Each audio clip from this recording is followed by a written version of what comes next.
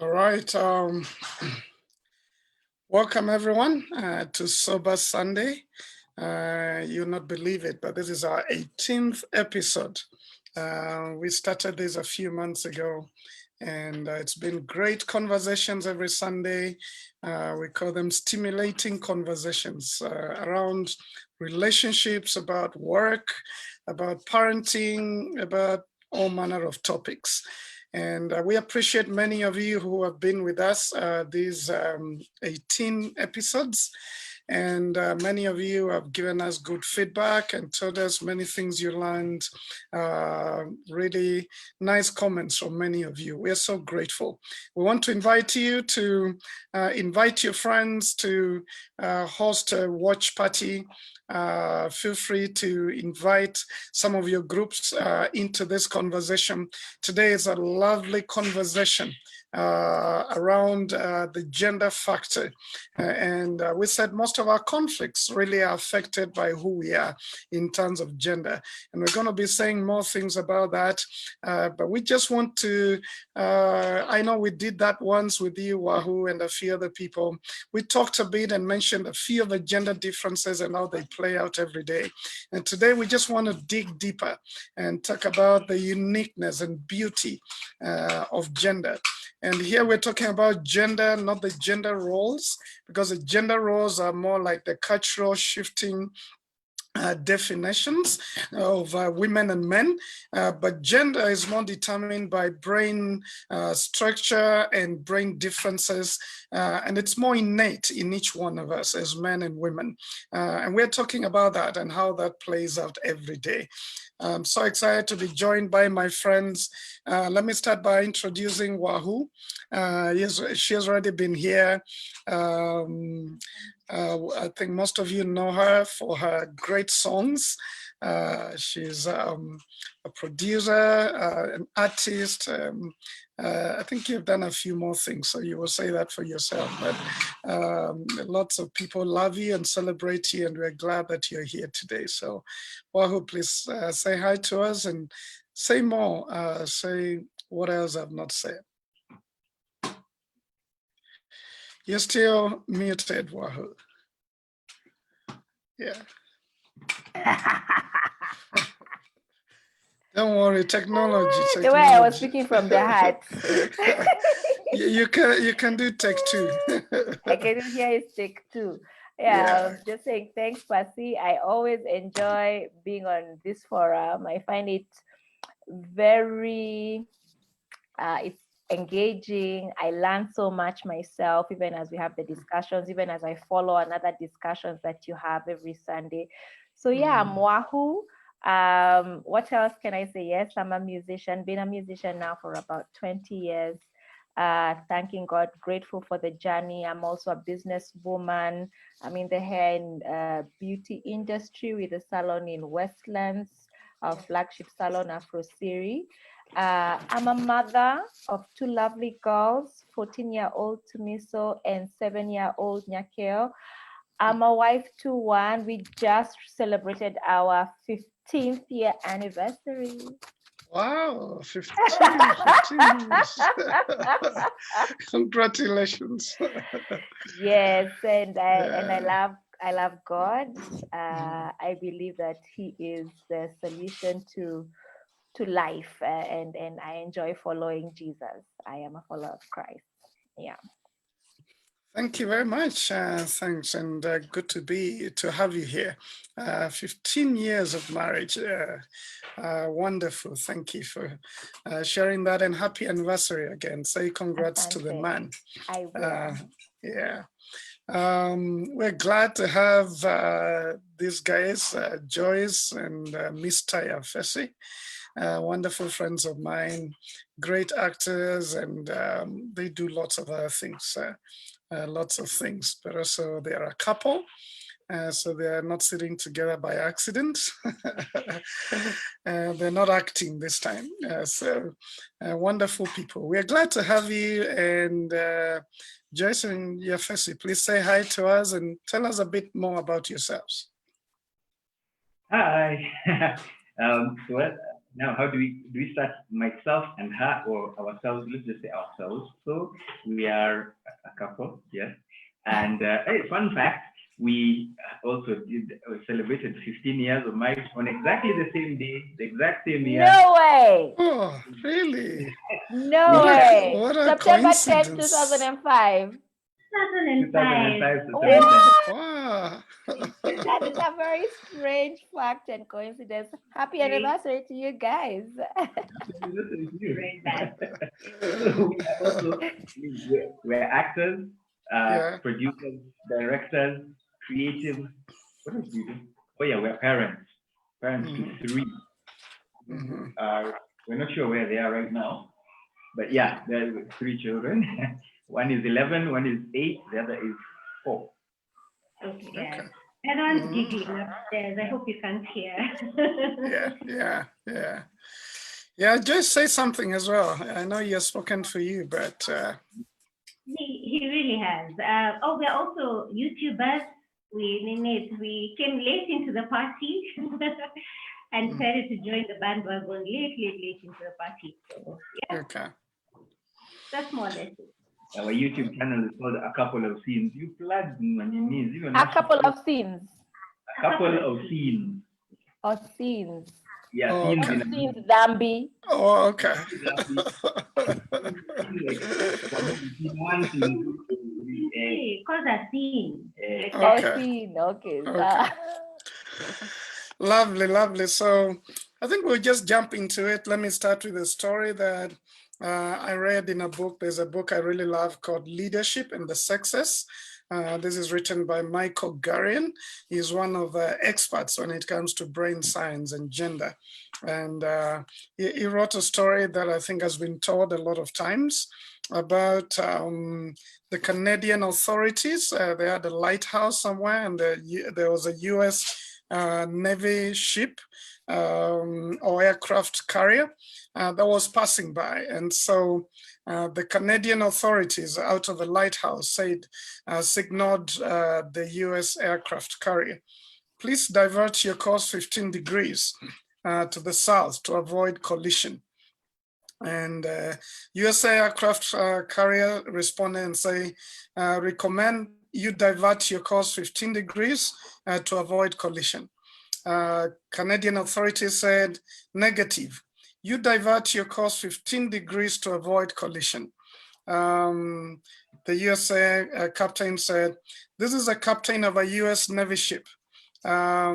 Change your course now or countermeasures will be taken to ensure the safety of this ship.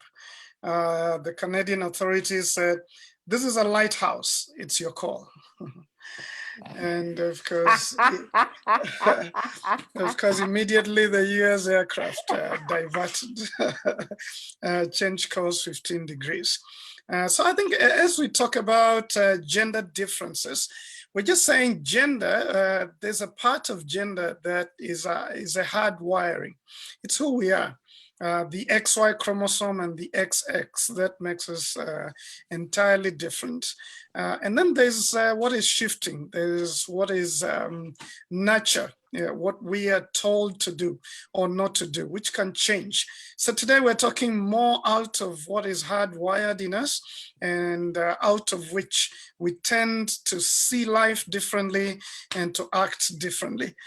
So maybe let's start with you, Joyce, and Yafesi, now that you're a couple there.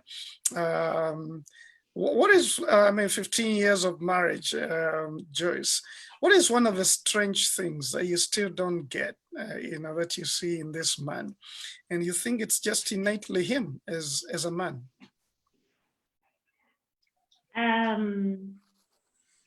Hey, I think it's the default setting to deal with things by himself.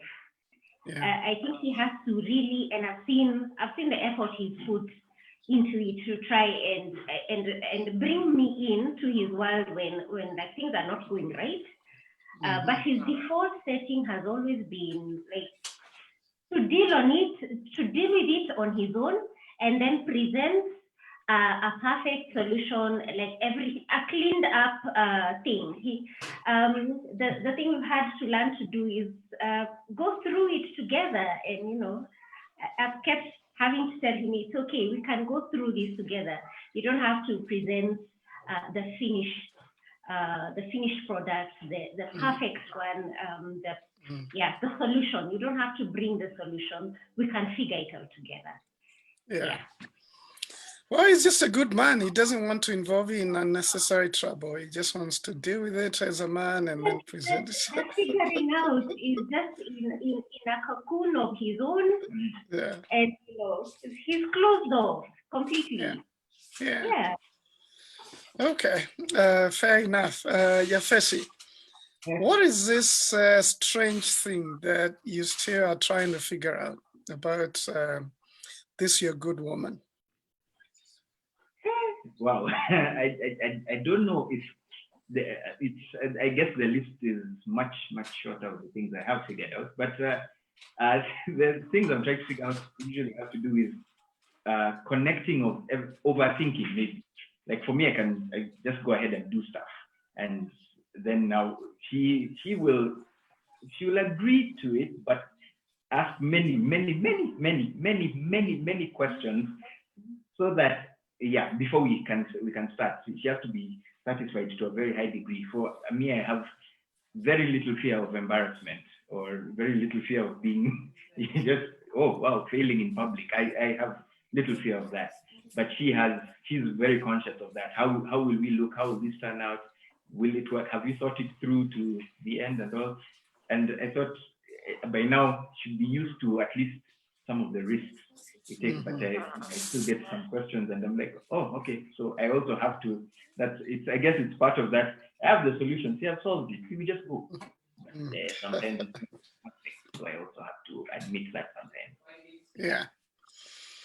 Okay, fair enough as well. Wahoo. Joyce has talked about this man just doing stuff by himself and presenting the finished product and just saying, I've gone through this is what I've done. Do you ever see that in your own relationship? Ours is different. Ours is quite different. I'm listening to you guys talking. I'm saying, so Joyce, for me on the solutions bit, what I can comment on that, and I think I shared last time on the forum, is that sometimes I can have a thing that I'm grappling with, a situation that I'm turning around in my head, right? And I share it with my husband. I share it with him. This is my whatever. But I'm not necessarily looking for a solution. I just need to vent. This thing has frustrated me. For me, my personality is I feel like I will get the solution, or if I need the solution, I'll ask for it. But he's very quick to offer a solution. Like he's like, see, then you do this, then you do this. I'm like, I wasn't looking for a solution. I was just like in this place where I needed to just vent. And but so he's very let's do this. This is what we're gonna do. This is what we're doing. And sometimes I'm like, hold it. That's not what I need right now. Right now, I just want you to say, really? No. Just go with me on that. But on the other side, Yafesi, I'm a lot like you. In our relationship, my husband is the one who's more like Joyce. For when it comes to a thing, he will think through a thing from beginning to end and see all the ins and outs and possibilities. And then me, I'm like, we go. Tutajulia mbele cover, let's not overthink this thing. It's a good idea. We've agreed generally it's a great idea. Let's go. Him is like, hold on. Have you thought about this? Have you considered that? Have you no. Yeah. So it's interesting how in different relationships, different roles play out. And when we talk to different couples, we find that there's always going to be the one who's more outgoing and then there's the other one who is more thinking through the situation. Yeah, and I think that's true. What we must tell our listeners is that there are generalities and then there are exceptions. And there are some things we will say here, women generally tend to do that, supported by certain, chemical reactions in the brain and brain structures. And then there are others that are also affected by personality. Like, for example, some personalities think through a lot more details than others. Some personalities are more risk takers than others. So there's going to be differences, but we will talk about some of the general ones. For example, they say due to, and here we're referring to three kinds of differences, which are hardwiring. One is neural blood flow patterns, how blood flows between the two hemispheres, and what that means, because you find there's a lot more blood flowing in certain areas of the brain in men, in some areas, and then more blood flowing in certain areas of the brain in women than men. So that's one of a differentiating factor. A second one is particular structures in the brain. For example, they say the male brain structure is a lot more very compartmentalized. So we tend to focus on one thing and put all our effort and thought into it, and then sort of stay there and not connect all the dots as well, and then come out and get into another box and get into another box. Whereas for the women, generally speaking, they would be able to do more multitasking and connecting of dots and understanding the bigger picture that sometimes for the men, it's not there. The picture is just what is there, not many other things. So some things like that. And then lastly, brain chemistry that is really more driven by the different hormones, like the men having more testosterone and the women having more the estrogen hormones, which tend towards more nurturing and relationships and things like that. So let me just mention a few, and then we can begin based on that. We can begin to have a conversation. This thing of multitasking. The women are able to be doing one thing and then they're thinking of another and doing another, and that's a lot more difficult for men. Unless, of course, for men, I think the best times they multitask is when it involves action, like driving and talking on phone at the same time, where there's movement. They might be able to multitask, but in terms of talking to someone on phone and then making ugali and changing the baby, we sort of don't do very well in that. Wahoo, how is that in your life? Yes, now I have unmuted myself. Wow, it's so true. I mean, that is I think we have literally just appreciated about our dynamics. It's there. So I can be, my husband and I are also business partners. But of course, like now in this COVID time, all our meetings are in the house, and the kids are also, everything is happening in the house.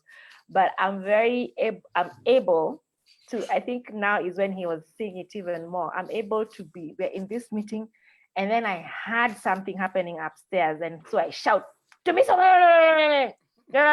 then I come back, you were saying, no. And then somebody has messaged me and I'm responding, and he's like, are you here with me? Are we on the same page? I'm like, 100%. And I'll say back to him exactly what his last words were. So it's just a thing that is there. Yeah, for him, for sure, he needs to finish with one agenda, finish it completely. So at first, it would feel like, are we together? And I guess being in the same space with the kids and having to do school and all these other things, it felt like I was not there a lot more, but I was. So for him, it was, can we just focus on this? Then you can go and deal with the children. I'm like, no, I can do it all. Trust me, I'm on top of it. So yeah, we see it playing out for us a lot, and we just accept it and move on. Joyce, you see that as well? Again, I think we're a little different. I am not a good multitasker at all. But what does happen is that I also have an inability to shut out everything else. I would rather do one thing at a time, to be honest. I get very frazzled and overwhelmed when everything is going on, but I am not able to shut it out. As opposed to Yafesi, who, when he has decided he's working, he'll even put, he'll even work another face yani sura ya kazi. You can't even, you don't want to go near. It's time for work, it's time for work. If the child is needs to be wiped after using the toilet, somebody else sort it out. But I am completely unable to shut it out. So I just take on everybody else's problems, and I end up multitasking, not because I am good at it, but because I'm unable to shut it out. And then also, sometimes I think as women, we've just learned to, you just have to. If you don't do it, who will? Yeah, somebody has to do it. So I guess I take it on because somebody has to do it, not because I'm good at it and I don't even like to multitask. In my world, I hope in heaven, I do not have to multitask. Just one thing to do, I do well, 100%. Yeah. And it's interesting that as a woman, you're not able to shut out what else is happening. I think for us as men, we can actually shut out everything and just focus. And I guess it's just an amazing thing. It's like when a man is watching television or playing a video game and Yafesi doesn't look like he does that, that he would shut out everything else from around him and actually really focus on that. And it's like you could be calling him and he can't even hear you. We have an ability to focus on something and sort of shut out everything else. Yafesi, does that happen for you? Yeah, it does. And the thing is, I mean, she says she's not good at multitasking. It's just that the way she's thinking or taking in all the stimulus and everything around, it compels her to multitask because she doesn't feel like she can leave it alone. She can ignore it. She has to attend. There's a sound she has to attend to it. The cat is making noise. There's a child making noise. I don't know who is asking for what. There's a knock on the gate. She feels she has to attend to it. Now, for me, I hear all that stuff, but I choose what to attend to. So there's stuff I can actually just shut out because it's this I don't need it right now. This is the one that's the priority. So I prioritize the list. So if this is going to cause me problems, because I can take care of this, but I'm not going to sleep the whole night because now things have been delayed, or a bill will not be paid, or something will happen somewhere because a deadline was not met, or a project. Yeah. So for me, it's like I choose what to do. So even sometimes I used to, before we got married, I used to sleep with the radio on. So I just like music, soothing music in the background, and I sleep and I'm fine. She can't sleep with any sound on. So if I insist on that, I just have to sleep with earphones, which hurts my ears. So now I just give up on that. I just sleep in silence and hope there's music in my dreams. Yeah. So if she feels she has to deal with the music. She has to either sing along or find out who the artist is and all that. So she can't have background music. I have music. Yeah, you're more like me. I could have CNN playing and I'm busy doing my thing. And actually, it's like background noise. I'm not really listening, but I'm okay with the noise out there. But I'm not really, it's not drawing me in. I'm just ignoring it and moving on. That's interesting because I think some of us as parents raising boys, we get frustrated by that. Sometimes we feel boys like are rude because you call them and they can't hear you. And you just think they are pretending, but sometimes they actually can't hear you. They have just zoned out everything. Yeah. And they're focusing on what they're doing. And you could think that they're just being rude. Wahoo, is that true? I don't have a son, but I have a husband. That's a big son. He cannot like, he can be like, we can have an entire conversation with him, but because he was on his phone responding to something, that conversation he could be saying because he probably feels compelled to say that. And then I think we are together, but then I learned to just say, okay, finish with your finish with Yeah. your message, then we con, because I'll think that we've agreed, then I go and it's like, but when did you? I'm like, dude, we had a so I've learned to just Yeah. finish. Are you gonna pick that? Are you gonna have that? Mm. Okay, finish. When you finish, come back to me. Then we feel, because he can't do more than one thing at a time. Yeah. No, I hear you. And I think what you're saying before we go to the second one is that in this, I think we need understanding of each other. If you're a man, then you need to be able to realize that you can easily block out your wife in certain things, especially when you're focusing on work, on something else, and miss out on a relationship. And you just need to intentionally reach out and listen and be able to hear what she is saying and connect with her. And that works in the office as well. It's easy for a man to be in a meeting.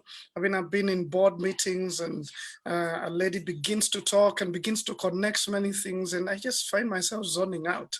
And later I'm asking, so what was the point? But just to realize, actually, the point was a whole conversation, but I missed it because in the process, I just zoned out. I felt like she was all over the place, and there wasn't a clarity. And so for the men to understand the women, but the women to also to understand the men and realize, even though you need the permission to go around and talk about the different context and aspects, for the man, you need to summarize. So this is what I was saying, Yafesi, by the way. All those words, I wanted you to know this. Help him get down to that, because he may not get down by himself to that. He needs a summary. And Does that, yeah. Joyce, is that helpful?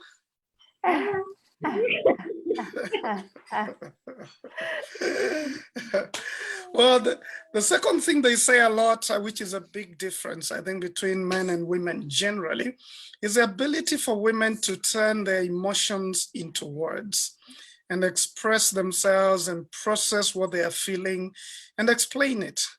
I think for men, that just becomes a little different. And mainly it's because there's a lot more blood flow on the side of the brain for women that connects the verbal and the emotional. Unlike for the men, where they actually have to go from one side to pick and pick from the other side. And that was so true another day that I was just working with a family that that was going through mourning, and the ladies were able to quickly articulate what they are feeling and bring out the emotions and talk through them freely. The men were really trying to pull out the emotions. You know, they had words, but the emotions were, even though were there somewhere, but it was like they were locked up and they struggled to explain what they were feeling, unlike the women. Wahoo, you don't seem like you agree with that. So let me tell you, look, I'm wondering, am I a dude? Let me tell you, it's so funny. And because with us, it's interestingly enough, a bit of the my husband is very good with explaining what he's feeling and where, like he's very good with talking. Yeah. He's actually really good. Like so of course there've been times we've had to go for counseling. Yeah. And it's so fun. I look back now and like in the session, you can see the guy is struggling to, he's like, okay, and now wahoo, what? Because he's pouring, he's talking, and so much that sina space I'm like, I don't know. I struggle a little. I don't struggle. I think I'm okay. I think let me give myself marks. I'm okay. Niko tu sawa. Ni yeye anaongea. But yeah, so I find that interesting with us. Like he's nikisema babe, we need to talk. He's gonna carry a lot of that conversation, a lot more than I would. So that's what I was saying. I don't know. So he may talk more, but is he able as well to connect the verbal and the emotional pretty well? So what we realize with us, yes, he is very well. But That's good. what I'm able to do more of in terms of remembering even events that happened for me in my childhood, or along life's journey, I remember the event with so much clarity, and even attach the emotion. Remember the emotion that I felt around that time. So even if I was 5 or 10 or 13, I remember everything. And if it was a heartful event, I can even cry again. Yeah, Like I remember with emotion. Whereas for him, he forgets, he doesn't retain stuff. Like he will not retain, like ikienda imeenda, he's like, oh, that happened, you know, like he won't remember the event or the emotion. It's more difficult for him to do that. Yeah. Exactly. And I think those two are connected. In fact, the article I was reading just earlier today around the research around that shows that women are able to store a lot more information that is connected to emotions than men. That's why sometimes they're able to remember something that happened 20 years ago and the emotions they felt when it was happening. Whereas for the men, that will be a huge struggle generally. Of course, there are always exceptions, but generally for the men to connect events of the past. I mean, even anniversaries. You may find that as a lady, you might remember an anniversary you had like 12 years ago with quite some detail and emotions that went with it. But he might just remember the hard facts. You know, we went to Dubai, you know, we had some rides here and there, but he may not remember a lot of the emotions related to the event. Does that make sense, Yafesi? Do you feel me? Yeah, it makes sense. I usually tell her brain is like a hard drive, like 2 terabytes or whatever. Mine is a flash disk. So it's like short-term storage. And then sometimes the flash disk gets lost or gets corrupted. Because she will tell me something like, oh yeah, remember Nani said hi. Who is that? The one we met at, we went somewhere like that. I don't even remember that we went there. And she's telling me someone who was there said hi. His memory is so bad. It's so bad. I have to remind him things that happened in his childhood. I was not there. You know what? My husband should hear you. He'll be so consoled. He thought he was just growing old. Like maybe his mom would mention something and then say, okay, yeah, this happened when you were 4. And then I'd retain that. And then I bring it up at another time and I say, oh, yeah, this must be because of, 1980, whatever. And he looks at me like I am speaking absolute Latin. So is that frustrating for you, Joyce, when you come to, especially even around personal conflicts that you have had, and you begin to remember some things and you bring them up and you hope you can solve, and he even doesn't remember? It was, no, first of all, it works in our favor because he doesn't keep a record of wrong.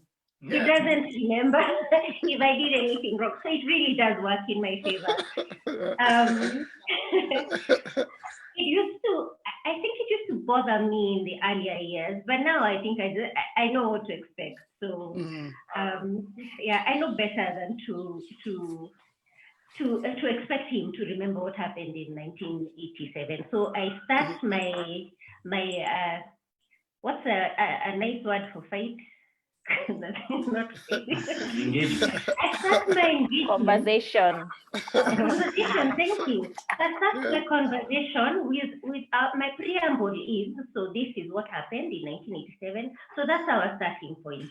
Yeah. Now, what do you think from there? Because otherwise, we're not going to get anywhere. But I remember number plates and phone numbers. He remembers numbers.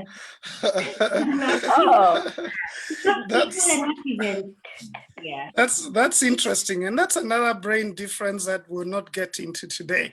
But that's very interesting about because when it comes to like details of locations and some things like those, men may easily remember some of the hard facts a lot better, like directions, general directions. But when it comes to the details of what was there was a red oak near there. There was this thing, the details of that. They may not remember them, but it's just interesting. Wahoo, does that frustrate you in relationship? Because I know it also happens at work, and now that sometimes you guys work together, is it frustrating sometimes when you remember some detailed conversations so well and the impact on the decision you're making together, and he just doesn't seem to remember? Maybe I can say as well, it's been long since it has frustrated me. I think I dealt with that, a long time ago. And we sort of just, I don't know, it doesn't anymore. It doesn't anymore frustrate me. You're like, there are things he's going to, and like Joyce says, it does work in my favor as well when he lets go of some things, and sometimes I'm like, Jesus, please give me that same thing of letting go of things. I wish it was that easy for me to just forget and just move on. But for him, it's so it works in my favor that way. Yeah. Okay. There's one thing we mentioned last time. We'll mention it just briefly before we go to others. But let me ask Joyce and Yafesi, now that you were not there last time. Who is the one who prefers face-to-face conversation between the two of you? Okay. I think I'm the more introverted one. She is better with crowds and public. I will not speak to a crowd. I will not speak in public, not even social media. This is terrifying for me. However, I am better with more intimate conversations, more one-on-one. He recoils and hides away from. He completely shies away from one-on-one conversation. In fact, my family and the people who know him intimately know him as a very quiet human being. And then we go outside and they're like, wow. How do you live in a house with your faces? You guys just laugh all the time. No, he's very, very, very, very, very quiet. And, he'll avoid the one-on-one conversation as much as possible. I am terrible at small talk.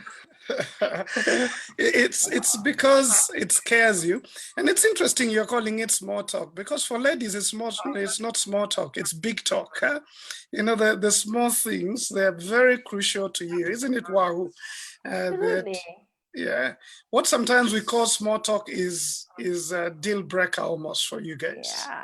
And I guess for us, what I can say is, sometimes I wonder why we are so alike. I don't know if it's because we have been together so long and so we end up just being, someone commented the other day on social media, "Paka munafanana." I'm like, is that supposed to be a compliment? No, atufanani, please. But we find that, like, for both of us are we are more introverted than we are extroverted. It's weird because we are in a very extroverted career path, but we both prefer the one-on-one, the small conversations.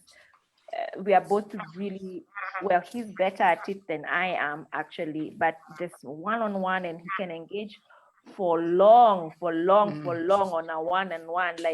Like I think even this COVID is the one that has showed me the extent of how much he can do a one-on-one extent. But when you do the one-on-one, the big point here comes in that for the women, if you're doing one-on-one, they'll prefer to look into your face and read what you are expressing in your face and be able to tell and hear you. But for the men, most likely they'll not stare into your face for a long time. They'll prefer either to look away or to be side by side, to sit beside you and then have a conversation or take a walk.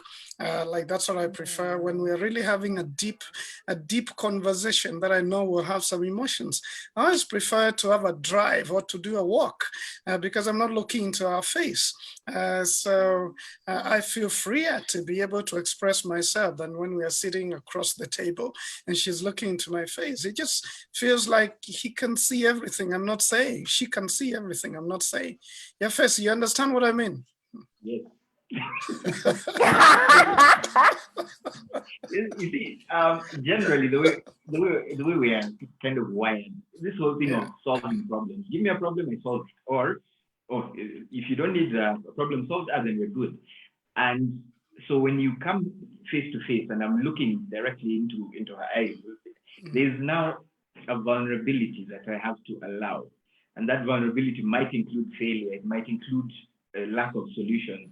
It might include the knowledge that, all this time I've been hiding behind either my activity or my work or whatever it may be. So now that vulnerability it can be scary.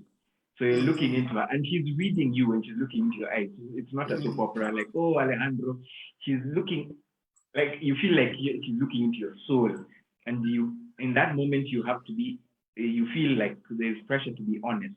You can't lie to her here. And that vulnerability is like a chink in the armor. So she might not feel as protected if she knows what's really going on. She might not feel as safe, either emotionally or physically or something, if my vulnerability comes out. And so that's why you'd rather go out, hang out with the boys and vent over there, then come back and now you're ready to look her in the eye and say, yeah, I'm good. But it's a really intimidating thing to look into her eyes. Yeah. All right. Well, thank you to many of you that, in the conversation. Miriam Mathenge is saying, I totally agree. The small talk is big talk. It allows opportunities for more conversation. The little things matter to us as much as the big things. Thank you. Joe Gashira is saying, to be a good leader, you must be a master at small talk. Interesting. Lots of you having good comments. Please continue to do that. It's good to see many of you that are watching and you're letting us know that you're in this. Maybe as we continue, just to say to many of you, as those who have sons, that on the 10th of October, that's just about a week, we are starting a Boys to Men mentoring program. We just concluded one. It was amazing.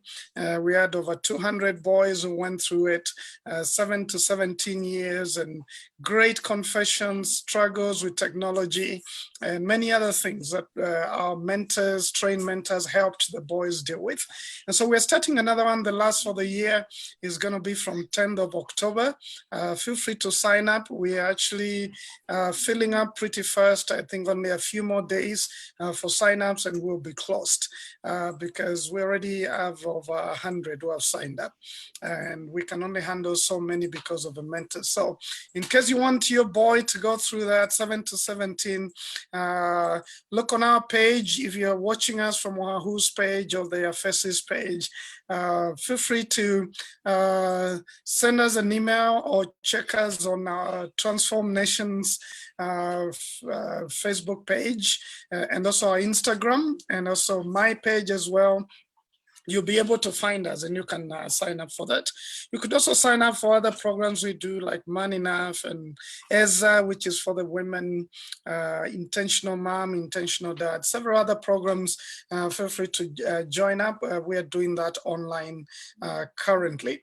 Well, let's go back to this conversation. I think so. My advice for those of you ladies who are dating or are involved, even those who are talking to your boys, when it comes to difficult conversations, make them as much as possible shoulder to shoulder as you do something else, as you look out.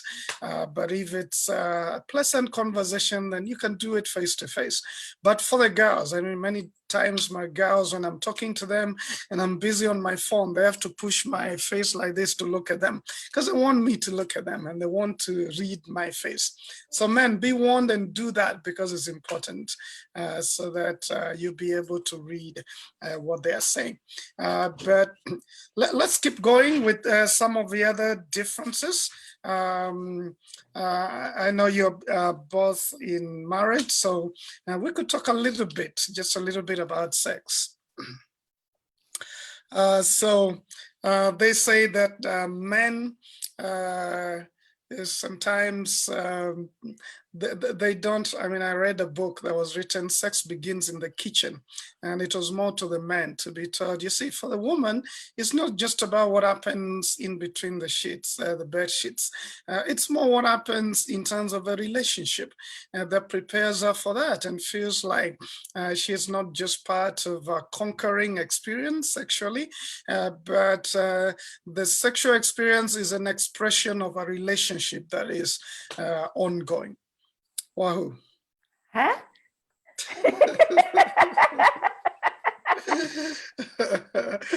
Is that the truth that for many women, they might feel used if this is just about let's get into it and that they prefer more the relationship building and knowing that this is in the context of a good growing relationship? Absolutely. I mean, this is true.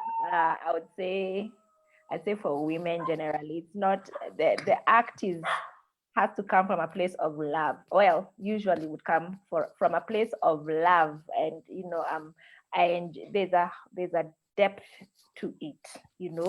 I remember being younger and wondering, what do you mean you undressed? Like, what does a man mean by undressing what is that, undressing a chick? I can't even understand what that looks like. Because for me, I look and say, okay, you have a good body, and move on. You get? So those are not, those will not be things for you to think about. That final act, I need to know you, you need to make me laugh, we need to have, there's a whole story behind it. So yes, you're right about sex beginning in the kitchen. There's, the things that there's a whole journey. Natafuta kizungu. There's a whole journey towards that final act. Yes, there's a whole courting, a whole, it won't just happen automatically. Yeah, that's true. And when you say it starts in the kitchen, doesn't mean we're not talking about doing it in the kitchen. We're talking about helping do the dishes and do other things so she feels. Okay, the volume. Oh, louder, repeat. Yes. So all of that relationship, building, where you're helping each other, blessing each other, even cooking for her and stuff like that. And eventually then you're in a position where you can enjoy this as a two-sided thing. Joyce, is that true as well for you? Or especially for vyombo? Yes. I think you have not stressed that point enough. Well, now, it looks like we're in trouble. We need to do dishes a lot more than wait in the bedroom. Yeah, I feel like that is usually like part of a conversation. It's if especially we've been talking and we've been engaging and we've been connecting like the whole day, it just feels like the last part of that conversation, it's just a natural response at that point, and it works beautifully that way, as opposed to you've been doing your own thing, I've been doing my own thing, and then there's now are you awake? No, you use the right phrase. It can feel like you're being used. It can feel like, yeah, it's mechanical. They call it kifo ya mende.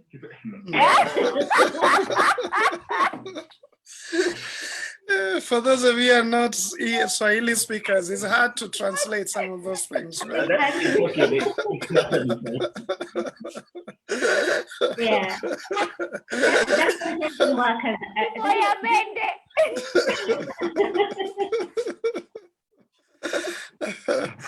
Wow. Yeah, Fesi. Yeah. Fesi, you know, some of the men argue, of course, you have this intimate moment. It's like a starter of a relationship as well. You know, they feel like this is actually something that kicks in motion a relationship. But of course, for the ladies, that's not really true, because I think there's a lot of times that we have had a guy pushing a lady for sex as a way of feeling like we're in this together. And then after that, we build the relationship. But for the woman, it's the opposite. If we're in this together, let's build it and let that be a culmination when everything is defined and it's safe. Yeah. First of all, for men, you know, when we've been together for a while, she can even read when you're giving compliments just as a hunter, rather than as a friend or as a best friend or as a lover. So any actions that you do with an agenda, she'll read them eventually. Because there are words that you say, there are things that, you know, the thing is for men, we're visually stimulated. So that whole thing of, hey, she walks past, are you ready? She walked past. That is enough for you. As in, we could even have had maybe an argument or something, and I might be mad at her, still stewing there, and then she walks past. I'm like, you know what? Okay, yeah, we go. But for her, it's not the same thing. If she's mad at me, that's it. We have to deal with things, and you don't deal with it with an agenda. You actually be like, if I'm her best friend, I be her best friend, no agenda. Like, what are you going through? Or if I compliment her hair, or I compliment anything about her, I compliment it because it's the truth, not because I'm trying to, you know, chip away at her armor and be like, so now are you awake? You know, the way we're used to it. We're used to hunting. And so you even see a guy, he'll just say something like let's say to a stranger, you know, he sees someone well dressed or whatever, he passes a compliment just to see how she reacts. And then he'll keep going to see how far the hunt can go. And if you bring that kind of attitude to marriage, you can land in serious problems. Because the whole act of sex, it's probably one of the most, the intimacy makes it one of the most honest that you can be with each other. Yeah. And if there is something wrong between you two, there's a barrier of some sort, you will not be able to. You just won't be able to, because it's assumed also that men are just we're ready whenever. But at some point, when you realize the barriers that you built, either by your lack of communication or your entitlement, you don't care what she's going through. You don't care how she's feeling. You just want what is yours. I'm a man. Oh, this and that and that. Even you will discover at some point that you're not able to. There's an attraction that is missing, because she's not who you had where you had left her a few weeks or months ago. She's not at that stage. Now she's either broken. There's resentment, and all of a sudden it's just not there. And so even for men, you have to practice. I think for myself, I speak for myself. I've had to practice being authentic. So if I'm saying something to her, do I really mean it? And why am I saying it to her? So that it's not like a bait or selfish ambition. Yeah. No, that's a very good point, because someone has said, David Ewagata, thank you for being there online. But Wahoo, David Ewagata is saying, okay, we can do dishes and cook. What about paying rent? Does that count? Because it's a love act as well. You will not be given. You're expected. I mean, those are not things that, no.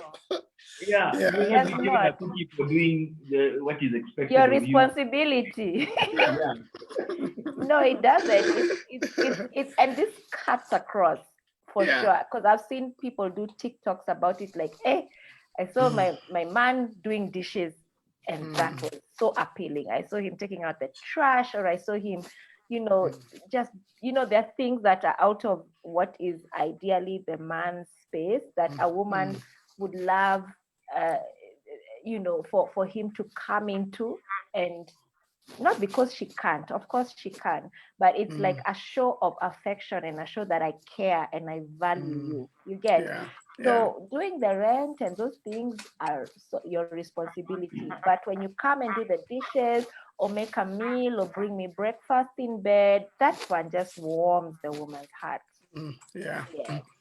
And I think that's Grace had to have a phrase that she told me. She used to repeat it from time to time when we were dating. She's like, it's the little things.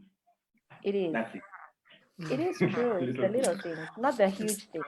Yeah, it's the little things. And I think Chris is asking, so do you need to be a master of small talk for you as a man in a relationship? And I don't think that's what we are saying. You cannot be a master of small talk. I think we're just saying we need to be interested in each other. If this small talk, what we call small talk as men, is important to the woman, then give it attention, give it the attention that it's needed. Then it feels like you value her. And if it's a man who likes small talk, because once in a while, for certain reasons, that also could vary. Then also the woman needs to realize, don't just dismiss it as small talk. It's important to him. Let it be important to you. So that you're feeling one another. I think the advice and Joyce, you talk to young girls, is I think for girls is to say, when you're given to the pressure for sex too early, then you sort of destroy the ability, especially for the man, to build the relationship. And that's why there's supposed to be a time of building up this relationship before eventually it culminates into a safe relationship for sex. But when sex comes in early in the relationship, it has a way of making it very hard for the relationship to grow. Does that make sense, Joyce? It does. It does. Yeah, I'm still thinking it through. Yes, teacher. I mean, Can I just say something? Please, Waho, please go ahead. Kindly allow me to say something, because I feel like there's a role. One of the reasons why a woman sometimes, a young lady, may feel pressure to give in to sex, and I keep saying, especially to fathers of girls, right? There's a relationship between a father and his daughter, and that relationship is not sure, like we've said, the provision, that one's gonna give you a brownie for doing what you're supposed to do. But when you spend time with a girl, because that it's the little things we're saying, it starts from when we are 2 years old, when we are born, with how we are wired, to when we are 90. Some things remain the same. So when you pay attention to the little things in your 2-year-old, the little things in your teenage daughter, because she's looking for, especially when she's going through teenage and she's got all these questions about myself, am I beautiful, am I what? This is the place where the man comes in and reassures the young lady, you're gorgeous, you're beautiful. So that she never ever feels, she may at some point, but it's the father's role, to come in very strongly and reassure her, so that these young men, by the time the guy is suggesting sex, she's like, dude, no, this it's not a thing that for me. This is not giving you does not mean you love me. You get love. This is not the conversation we're having at this point, because you have to go prove to me in other ways. So it starts with your relationship with your little girl. And I saw it with myself when my father, I don't know if I shared last time, he didn't know he was doing this, but I never ever, through my teenage, and I was telling my husband actually just this morning, I never ever felt the pressure to give in to a boy. I never ever felt the pressure to even kiss a boy. I remember a guy trying to come to kiss me when I was old. I think, I don't know, I was, well, older than what most people would, whatever. And I remember just feeling disgusted. I'm like, is this supposed to be attractive to me?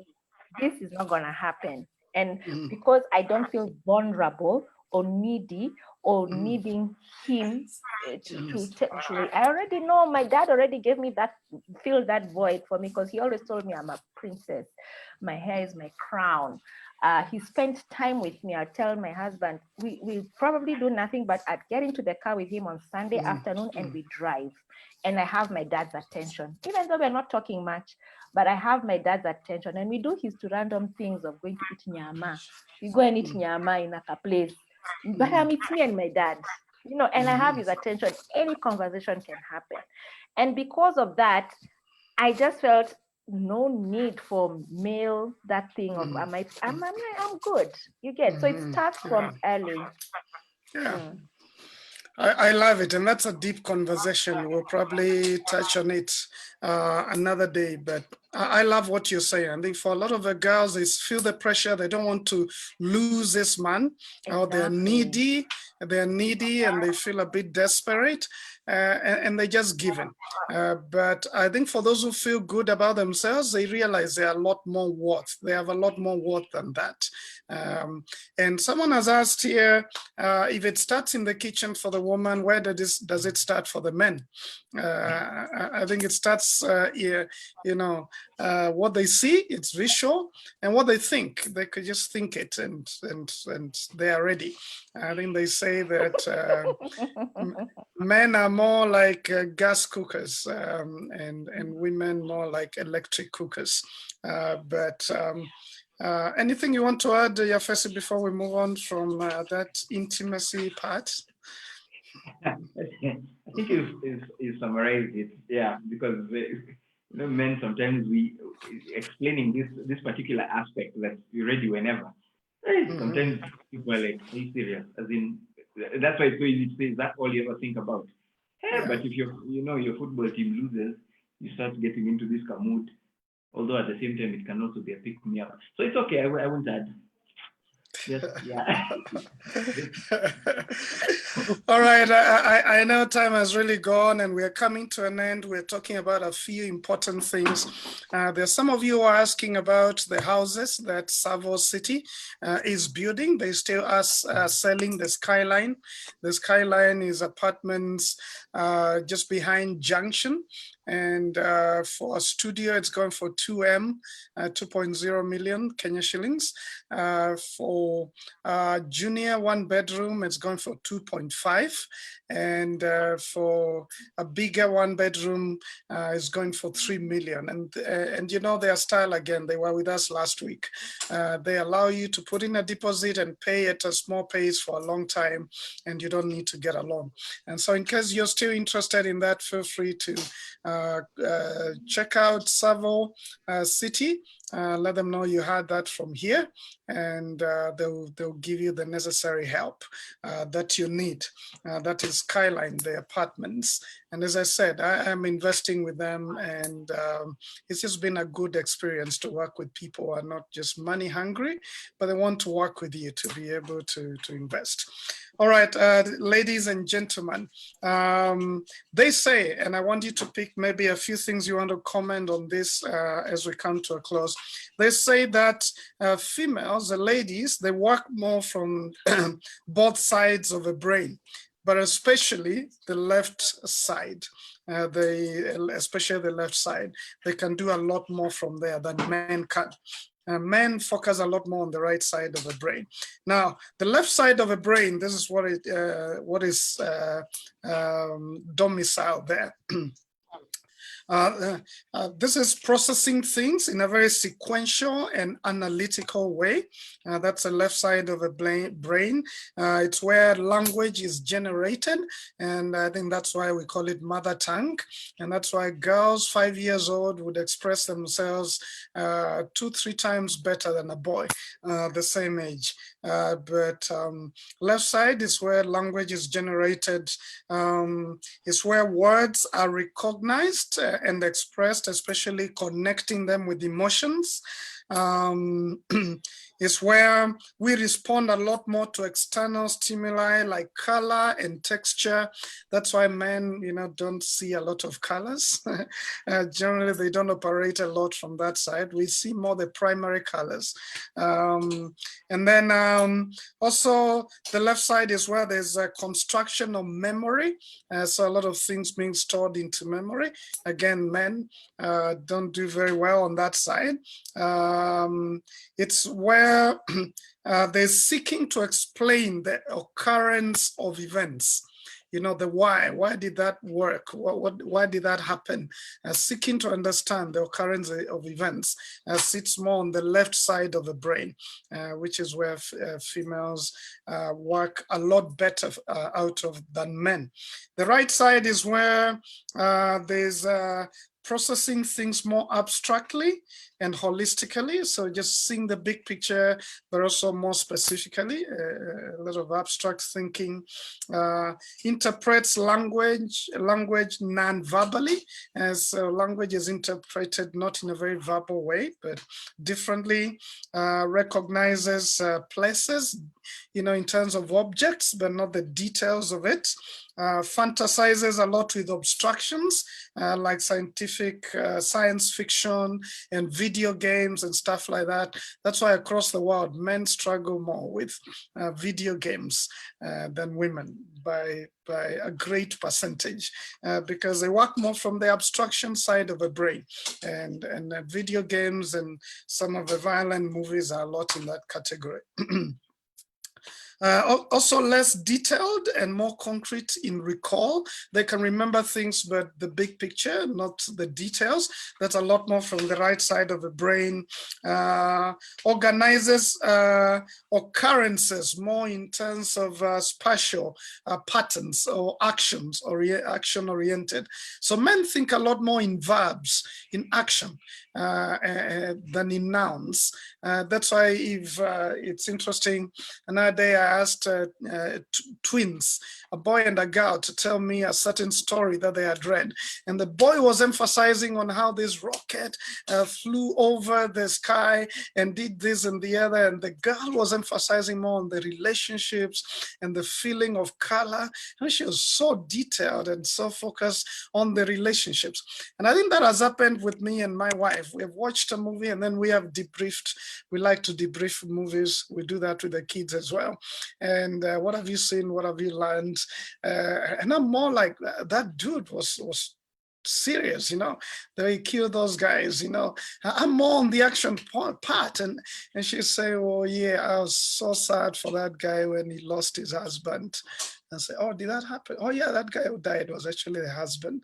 And just we pick different things because of operating from different sides of the brain. Let's start with you, Joyce. Out of those things that I've read, anything that rings true to you in your walk with this man? I think I'll just run with the last thing that you said. I actually don't see any action. Like my brain shuts it out. There's too much happening. When we're watching a movie, I cannot tell you the sequence of events in an action series. Like I switch off completely and wait for them to start talking so that I understand where we are now. Yeah, now this car is going round and round and then an explosion. There's too much disorder. I cannot make anything of it. So yeah. Really? The weird thing is because we are both creatives in filmmaking. So even the things we notice, for me, I'll notice the general storyline and how it's been structured, and I can see, okay, they have to insert a random, those movies that have a random club scene, random car chase. It doesn't really contribute to the storyline, but it was inserted for sellability and for the trailer and things like that. And then she's thinking, no, that's not how someone would react if she was told this and that. That's a lie. Like, yeah. Whoa. Whoa. So she's seeing the authenticity of the characters in interactions and in reactions and engagements and all. And I'm like, Oh, but they entered a nice car. Yeah, like what? I didn't see it. That's interesting. But do you see the beauty of both of you producing that film? Because then each one of you is going to contribute to their strength, and then eventually it's going to be a better film because of the way you are wired, you're able to see certain things. So this is the case as we come to you, Wahoo, and then come to last words as we close. I think if we stopped using our differences to fight, we would use them to benefit one another, to benefit the marriage, to benefit the union, to do a better movie for you film producers, because everyone is wired in a certain way to give a contribution. So gender is meant to be complementary, not for conflict. It's meant to be a thing that helps us strengthen each other and play out of our strengths as we seek to understand the other person so that we work better. Wahoo. Agree with you more, Percy. Like the problem is, and we talk about it now, and of course, again, I say COVID has been such a blessing for us in the sense that we've been able to sit down and actually have time because there's nothing else you're doing, especially those earlier days where we just sit and review things and in our past and all that. And there are times we'd stay up the whole night just really thinking about how did that happen, what did that, and then we finally realized exactly what it is. And it's so sad. Paka, we were saying, see, we go back to the beginning and start again, you know, from year one again now with this new knowledge, because it's for looking and seeing. So like my husband is a very big picture person. He sees the forest. He says, this is where we're supposed to go. This is it. He sees it. And he's very strategic. Like the way his mind is wired, he sees it and he's like, this makes more sense to do before this. Now when it comes to the detail of it, he sucks. It's like the detail, like if you ask him these small other things, right?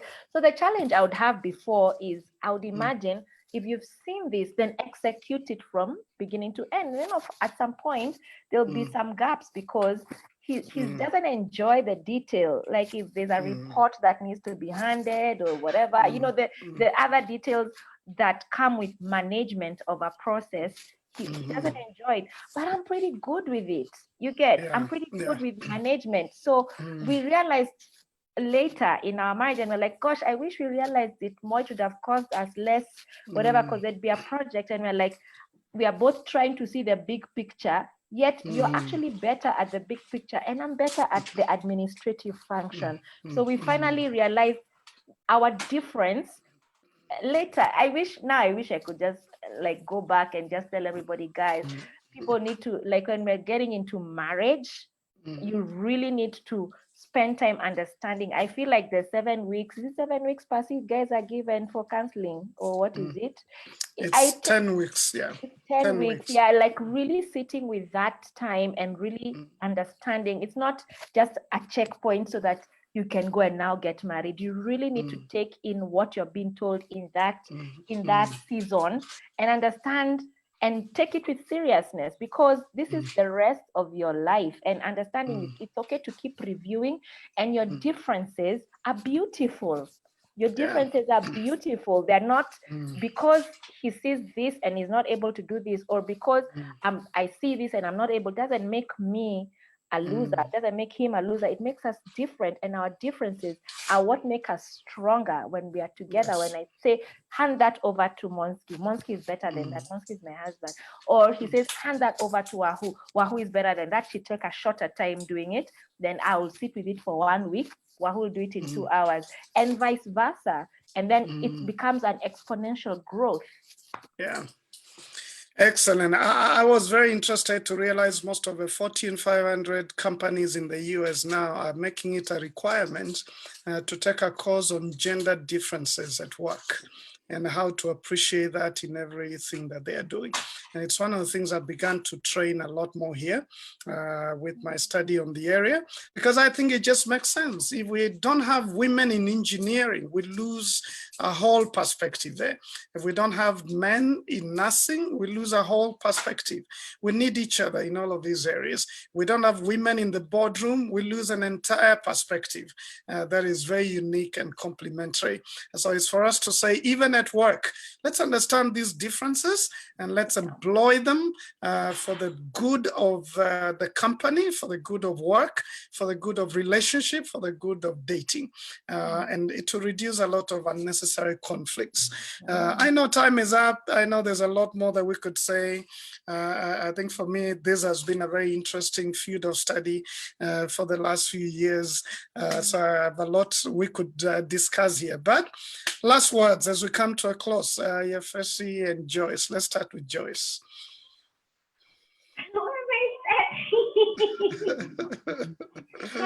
What go first, as I think. You're trying to think. Okay, so then I'll go first. There's a thing we keep hearing on radio, media, all sorts of places. It's so common. Sorry. You switched off your mic. Your mic. No.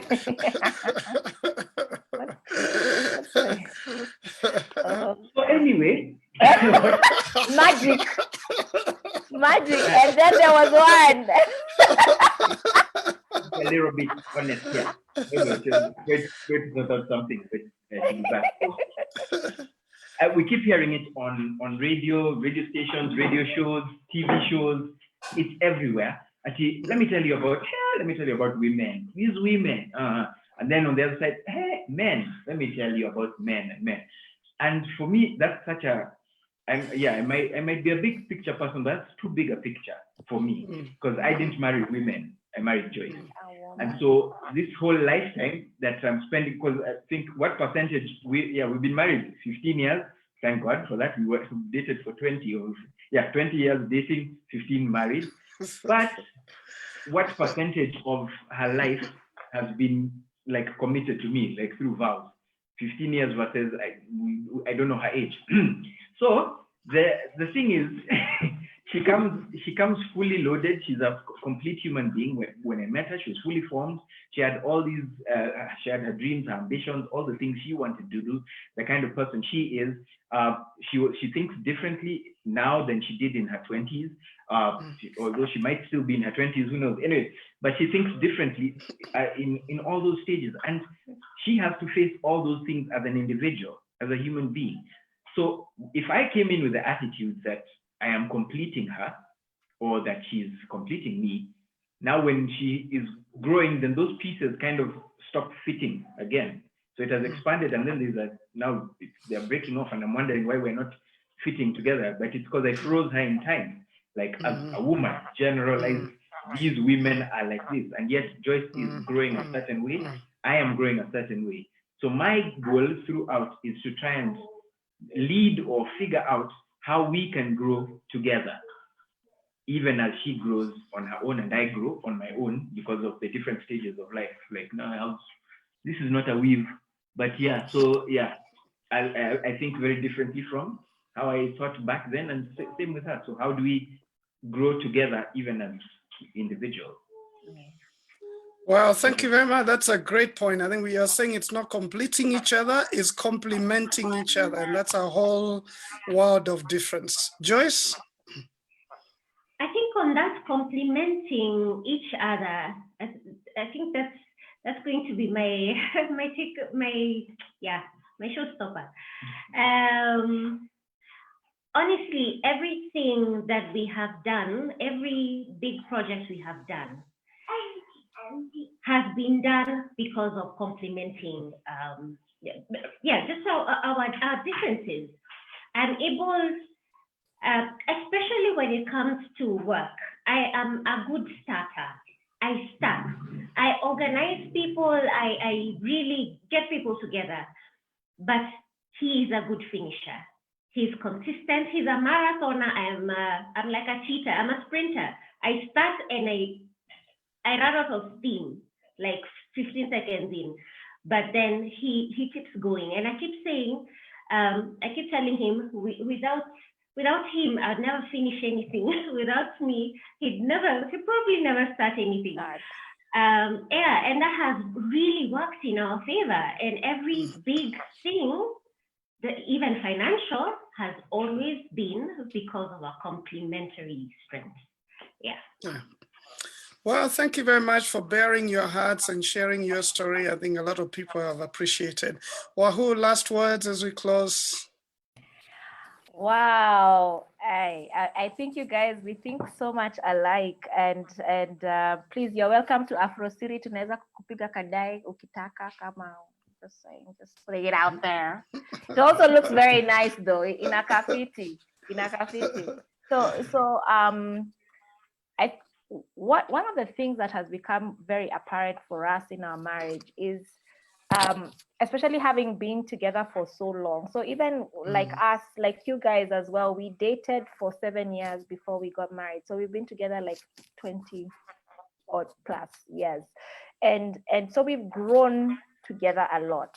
And what we've realized along the journey is that it's so important to have your center should be not inside the other person. Yeah. It shouldn't be inside the other person. It sounds cute when people say, you complete me. Without you, I will die, but no, don't die. You should not die. You should, So one of the things that with time has become so clear for us is that your center, in as much as you love another human being, or the other human being loves you, they would let you down at some point. It's because they're human, not because they want to let you. They love you with everything, but they'll let you down because they're human, and humans, we err. But God does not change. God is the same yesterday, today, forever. So when he is the center of your life, you as an individual, and the center of your spouse's life, where you have principles by which don't change, and you understand what that looks like for both of you, and you come together, and it's beautiful because we are, what is the word? Is the word interdependent? Like I choose for you to take this part of to work on this area. I choose to partner with you. Yeah, I choose to partner with you in this journey of life, not that I will die without you. You get? So it's important for that. And also as we move along, understanding where you both are in your different journeys of life, and really appreciating what your spouse brings to the table. If they're a starter, really affirming them. You're great at this. You're great at this.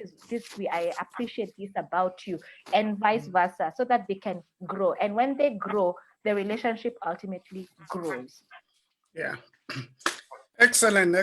Well said. Thank you very much. And talking about books, I think there's a book, and Wahoo, you talked about fathers who get to affirm their daughters. I've written a book on Dad is Destiny, the difference a father makes, and really talks about that as well. So it's only 500 Kenya shillings. It's available from our website and our Facebook page and Instagram. You can order for it.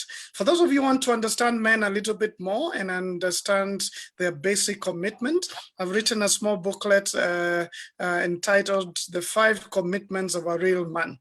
So for you men and women, that would be a nice booklet to have. Again, very affordable as well. I think 350 Kenya shillings. You can get the booklet.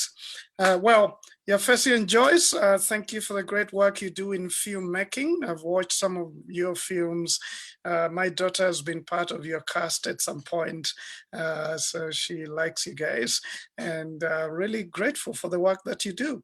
Wahoo, I'm sure that we're going to buy a lot more of your music after this. You're always amazing. Thank you very much.